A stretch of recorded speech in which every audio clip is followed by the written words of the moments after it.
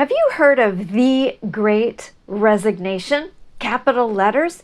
Maybe you have recently. What is it? Who is it? Who's doing it? Why?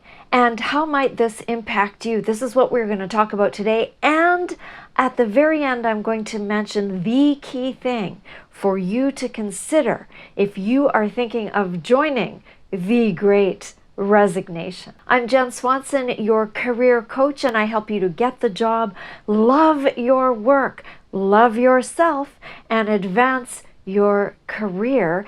And I saw this headline, The Great Resignation, pop up a few weeks ago, and it's been coming up more and more on Twitter feeds and in different news articles.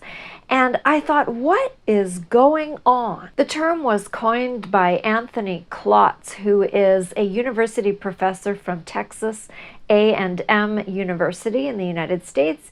He has done a study of hundreds of people who are leaving their jobs. And recently he was interviewed by Bloomberg Businessweek, and he shared the prediction that there will be, and there is already happening, a mass exodus from the workplace, starting as soon as the pandemic restrictions lift, as soon as things start to open back up again.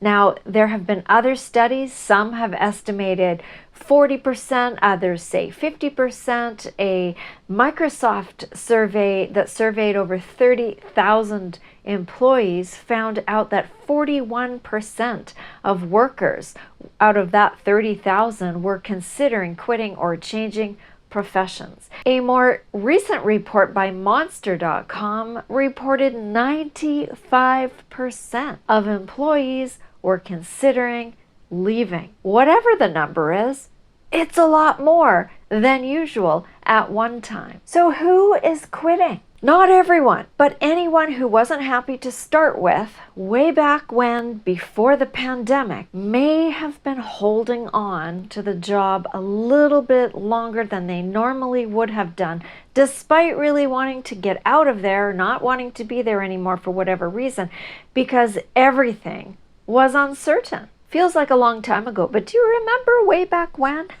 Everything was upside down. The world literally shut down. Of course, except for essential workers, who are some of the most likely people to get the heck out of Dodge. And so it's no wonder that people who were unhappy, who are burned out, who were disengaged beforehand, who were planning to make a move for whatever reason before the pandemic, it's no wonder they just stayed put and held on as long as they could, if they could. Now, that's only one reason. It was better to keep the job you don't like than to have no job and be unemployed and to have to job search during a pandemic. Then there was the ability for many people to work from home or to have a flexible working situation. People who had never done that before weren't sure how it would work out. Well, it turns out that it worked out pretty well. In fact, it worked out so well for some organizations that they're not planning to have everybody back at once full-time in the office or in their cubicles. Instead, they've been providing workers with desks, with laptops, with remote access to what they need to deal with, and are inviting people to come in sometimes to the office. Saves money in many ways, and it turns out that productivity has gone up even more than had they been sitting around in the office. In many cases, people who were working from home were happier. There was less commuting, which is better for the environment. People had more time to enjoy their personal lives and things that they wanted to do after work or before working hours. There was more family time. And in many cases, working from home made for happier, healthier employees. Now, this wasn't true for everyone. It wasn't true for all. But in some cases, it worked fantastically. Then there are the people who can't work from home or didn't like working from home for whatever reason, and those are the people who might be changing jobs so that they can get back into a workplace. And for a lot of people post-pandemic, there is the realization that life is short, and if at all possible, it is really important to be doing something that you don't hate, or that in fact allows you to feel like you're doing something purposeful, something useful in the world. I'm not talking about passions, but I'm just talking about feeling useful, feeling like you have something that is worthwhile doing. Overwhelm and burnout happen when you have no purpose, when you feel like what you are doing doesn't matter. So many people have had time to think with the pandemic, and they have thought, and they have thunk, and I'm going to go into a Dr. Seuss thing here if I don't stop. And they have decided that there is more to work than a paycheck, and that satisfaction with your work goes hand in hand with mental health and wellness. Mental wellness is at an all-time low. Burnout is at an all-time high. Climate change, a health crisis with so many deaths, all sorts of strange floods and fires and droughts and tornadoes in places that don't normally get tornadoes. Things have been happening.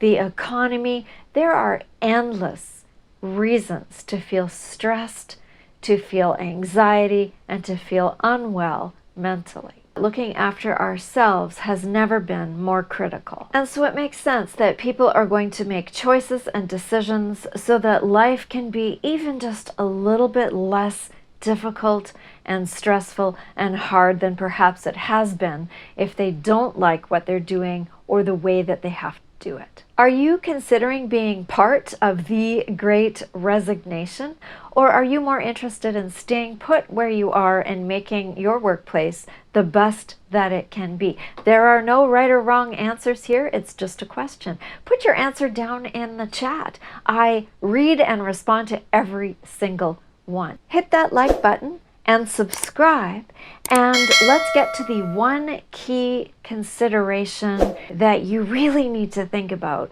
if you are going to take the leap and become part of the Great Resignation. Here it is. Here is the thing to consider. Wherever you go too. Let me say that again. Wherever you go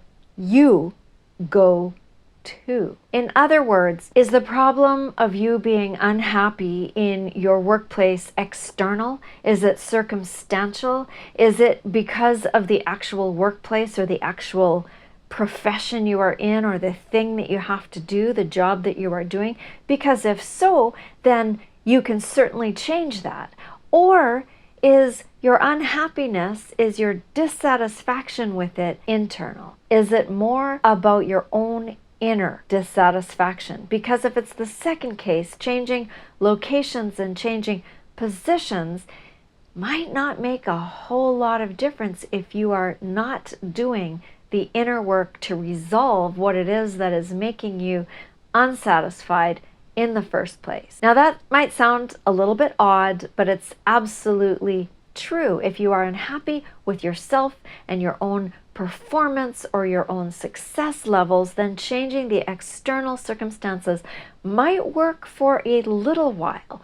But when the novelty wears off, there you are still. Which is how people get into patterns that just keep repeating. And sometimes the pattern, you can change workplaces multiple times, but the same issues will arise. The same discomfort or dissatisfaction will happen. The same relationships will develop. The same thing will keep happening because the situation isn't actually about the external workplace. It's about what's going on in here and in here. So think about that carefully. If it's external, great. Figure out where you'd rather be and what you'd rather be doing. And shameless plug, if you need a career coach, I'm here to help with that. Click the link down below and you can take a look at the coaching packages that I offer, and you can get going on your job search. If it's internal, consider seeking professional help through a coach. Again, shameless promotion.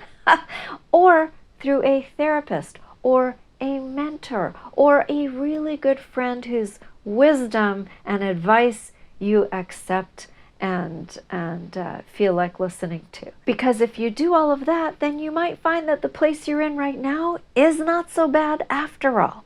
There may be things that you can do to love your work right where you are. In either case, my friend, I wish only the best for you. That is what I am doing here on this channel and in all of the things that I do. So again, hit that like, hit subscribe, and next I have a link to an audio podcast for you in which I talk about how to quit with class and so that you don't burn bridges. I will see you over there.